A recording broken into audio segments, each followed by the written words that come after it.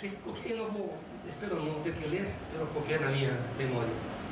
Mas o esquema é o seguinte: nós somos parte de uma cultura, não sei se eu, de uma cultura, de uma civilização, que é conhecida como qual? Hã? Sim, mas cristã, mas judaico-cristã. Judaico-cristã. Então, bem.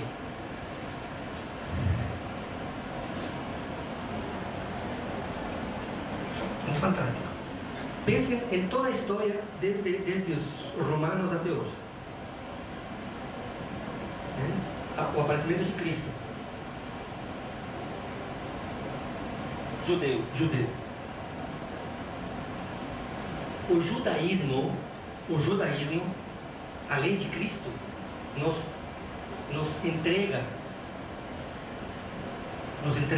parte de sua forma de ser, para dizer de alguma forma. Nós somos, num grande e importante sentido, judeus. Cristo foi judeu, e nós somos cristãos, pelo menos a maioria. E se houvesse aqui muçulmanos, também todos somos três vertentes do mesmo tronco, né? Então, não é muita diferença não. Aliás, as divergências são sobre quem é o Messias e quem é o verdadeiro Filho de Deus, que são diferenças sobre o mesmo assunto, digamos assim. Não são religiões completamente cindidas umas das outras, né? A concepção é basicamente a mesma. Bem, pensemos agora nos cristãos. Quando se constitui o cristianismo se constitui. Em que época o cristianismo se consolida? Em que época histórica o cristianismo se consolida?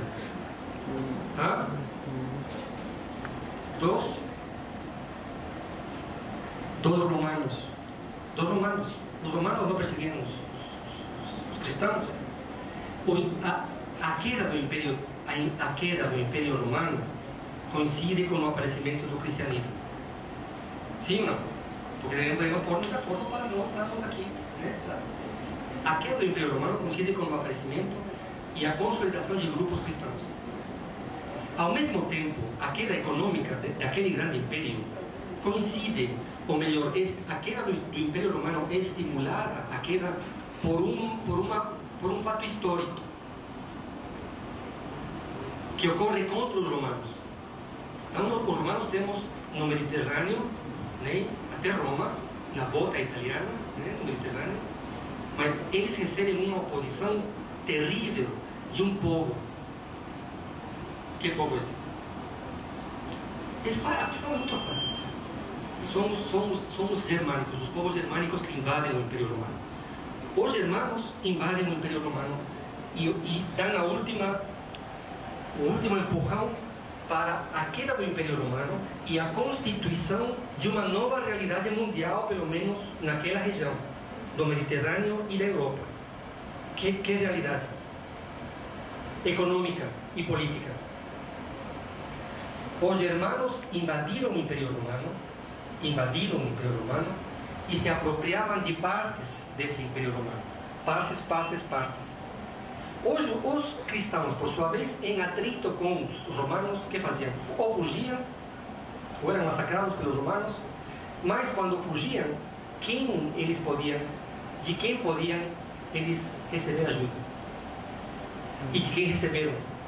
Dos povos germânicos. Acontece que os povos germânicos não eram civilizados, e os cristãos eram. Em outras palavras, nós cristãos ensinamos os bárbaros germânicos a ler e escrever.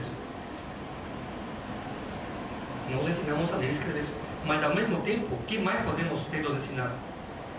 Além de ler e escrever. Com que será que ensinávamos a ler e escrever?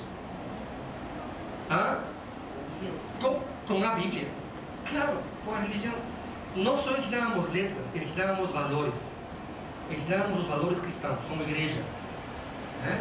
E cada grupo, antigo grupo germânico que invadiu a Europa, se foi localizando e se protegendo e criando seus feudos. Claro. Né? Mas havia, vejam, interessante, algo em comum em todos eles, que era, eles invadiram um grupo que os educou. e que os transformou de bárbaros em cristãos. Isso é fantástico.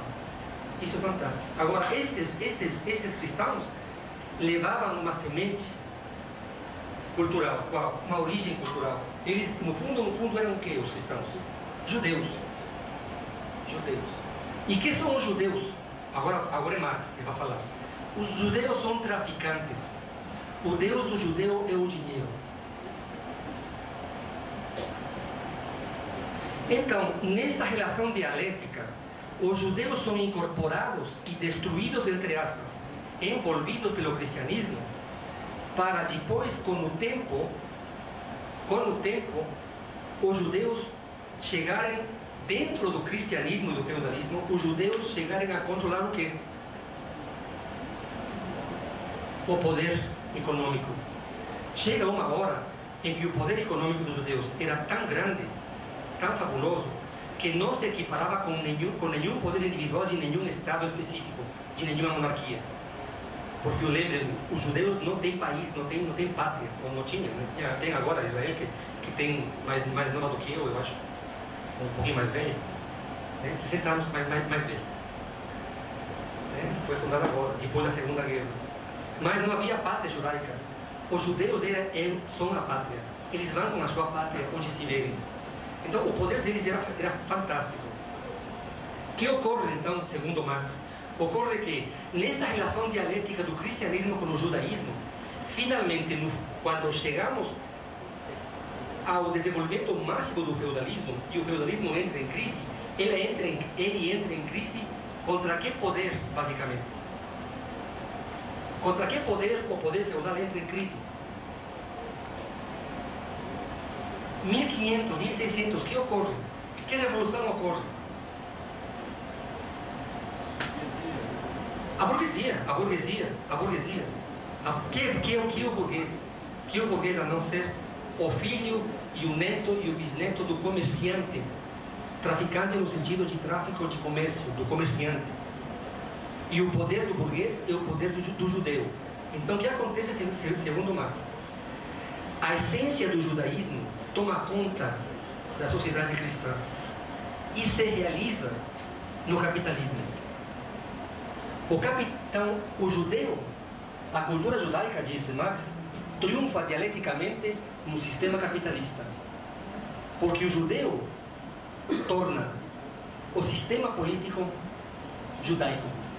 Porque o sistema econômico desse sistema político, a base dele é o dinheiro.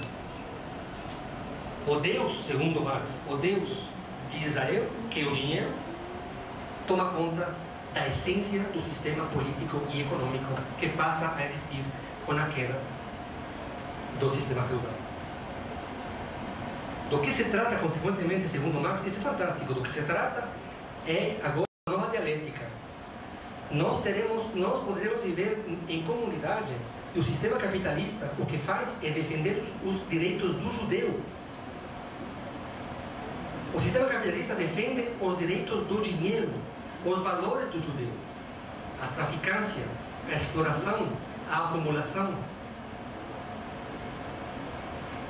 E só quando essa traficância, só quando o dinheiro e a noção e a essência do capitalismo que o dinheiro seja superada, só ali poderemos, diz Marx, atingir uma nova fase, que é a fase final da vida em comunidade, em que o valor não será mais o dinheiro.